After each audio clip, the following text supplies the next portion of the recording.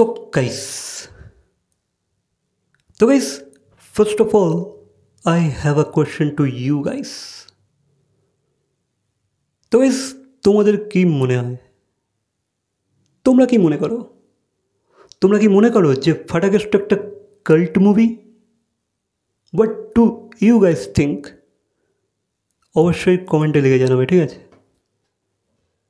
এবার তোমরা যদি প্রশ্ন করো যে আমার কি মনে হয়, তাহলে আমি বলবো ফাটাকেস্ট একটা কাল্ট মুভি, একটা কাল্ট সিনেমা।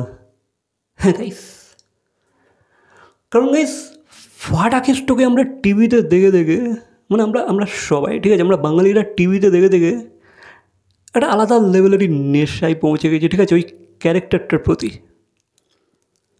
ফাটাকেস্ট ক্যারেক্টারটা একটা কাল্ট ক্যারেক্টারে পরিণত হয়েছে। এবার গাইস, যেহেতু একটা রিউমার শোনা যাচ্ছিলো যে ভাই ফাটাকেস্ট 3 আসতে চলেছে বা ফাটাকেস্ট 3 এর স্ক্রিপ্ট লক হয়ে গেছে, এবার এটাকে আমি রিউমারই বলবো, ঠিক আছে, এটাকে আমি কোনো কনফার্ম নিউজ মানতে পারবো না, আই কান্ট। তো আমি এটাকে রিউমার হিসেবে ধরছি। তো যেহেতু অনেকেই বললো যে ভাই ফাটাকেস্ট 3 নাকি হবে বা ফাটাকেস্ট 3 এর স্ক্রিপ্ট লক হয়ে গেছে। But guys, you know what, যদি ফিউচারে আদেও ফাটাকেস্ট 3 হয়, তাহলে আমি চাইবো ফাটাকেস্ট 3 প্যান ইন্ডিয়া রিলিজ হোক, প্যান ইন্ডিয়া। কারণ গাইস এর পিছনে অনেক রিজনস আছে, ঠিক আছে, অনেক কারণ আছে যেগুলো আমি তোমাদেরকে এক এক করে বলে যাচ্ছি। Just listen. দেখো গাইস, ফাটাকেস্ট 3 যদি হয়, আদেও যদি হয়, বাংলাতে তো একটা নেক্সট লেভেল বিজনেস সে তুলে নিয়ে চলেই যাবে, ঠিক আছে। বাংলাতে তোমায় চিন্তা করতে হবে না ভাই, ফাটাকেস্ট ক্যারেক্টারটার সাথে একটা নস্টালজিয়া কাজ করে, ঠিক আছে, বাঙালির একটা নেক্সট লেভেল একটা নস্টালজিয়া কাজ করে। তো ফাটাকেস্ট 3 হলে আমাদের বাঙালিরা তো অবশ্যই দেখবে আর চুটিয়ে বিজনেস দেবে, ঠিক আছে। ফাটাকেস্ট 3 চুটিয়ে বিজনেস তুলে নিয়ে চলে যাবে।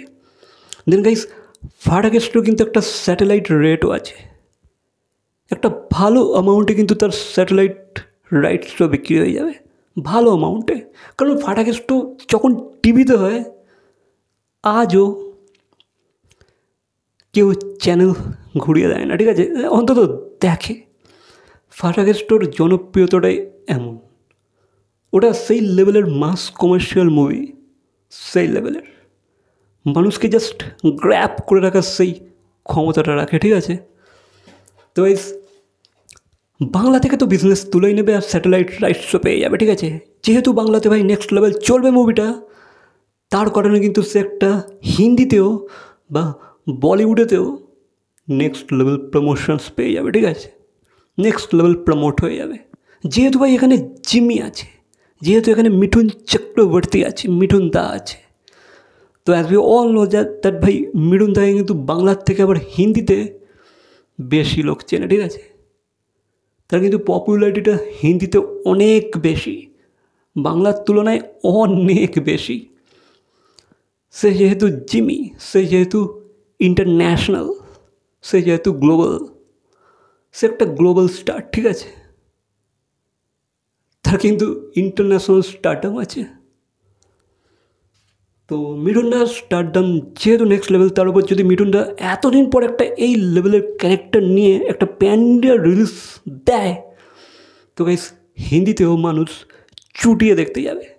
কিন্তু গাইস মুভিটাকে সেই লেভেলে কিন্তু বানাতে হবে, ঠিক আছে, সেই হিন্দি বা বলিউডের সেই এসেন্সটা মুভির মধ্যে রাখতে হবে। আর সেটা কিন্তু সব ডিরেক্টর পারবে না, এটা কিন্তু রাজ চক্রবর্তী খুব ভালো করে পারবে।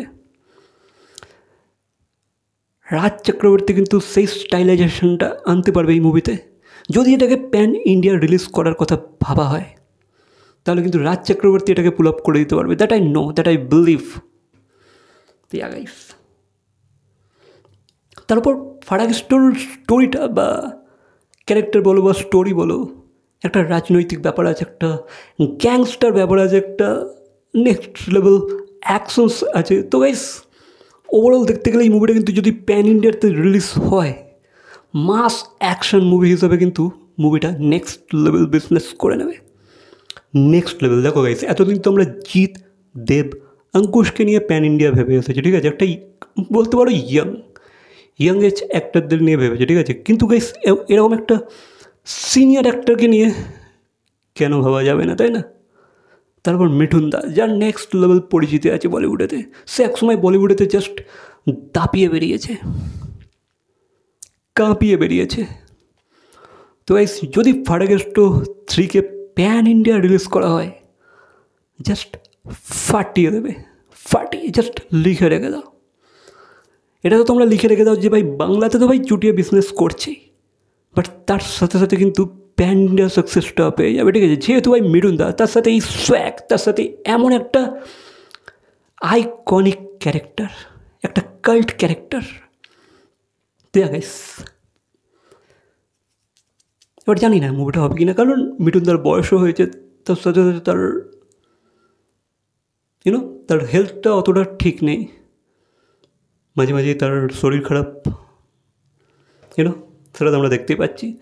তো টাফ তো আছে বানানো, বাট গাইস যদি হয় তো আমি চাইবো ভাই এটাকে প্যান ইন্ডিয়া আনা হোক, আর মোটামুটি একটু বাজেট পুট করা হোক, ঠিক আছে, সে অ্যাভারেজ বাজেটের মধ্যে যেন না বানানো হয়, মোটামুটি একটা বাজেট যেন পুট করা হয়, সেরকম যেন প্রডিউসার পাওয়া যায়, প্রডিউসাররা যেন সেরকম একটা টাকার ঢালে যে এই মুভিটাকে ভাই বলিউডের এসেন্সের সাথে বানানো যেতে পারে, সেই লেভেলের নেক্সট লেভেল এক্সেন্স তার মধ্যে পুট করা যেতে পারে।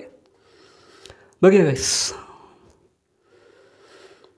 এটা ছিল আমার মতামত, আর এটা আমি ভেবেছি, ঠিক আছে, তো এটা আমি তোমাদের সাথে শেয়ার করলাম। বাকি তোমাদের কি মতামত অবশ্যই কমেন্ট করে জানাবে। ভিডিওটা ভালো লাগলে লাইক, কমেন্ট, শেয়ার, সাবস্ক্রাইব। তো দেখা যাচ্ছে পরবর্তী কোনো ভিডিওর সাথে। Till then,